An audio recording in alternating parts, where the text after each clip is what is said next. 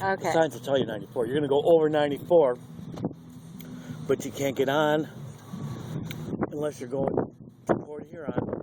You can't get off unless you're coming from Port Huron. You can't do either coming from this way. You can't get off going this way, and you can't get on going towards Detroit. So you have to go over the freeway, and then either to Harper, make a left, cross 15, or turn before Harper, and it just curves around. You turn left at Harper, right onto the freeway. It ain't that hard. You'll see it. Follow the signs. It says 94, 94, 94. Okay, well, go stand by your boat. I'll take a picture of you. Really? Yeah.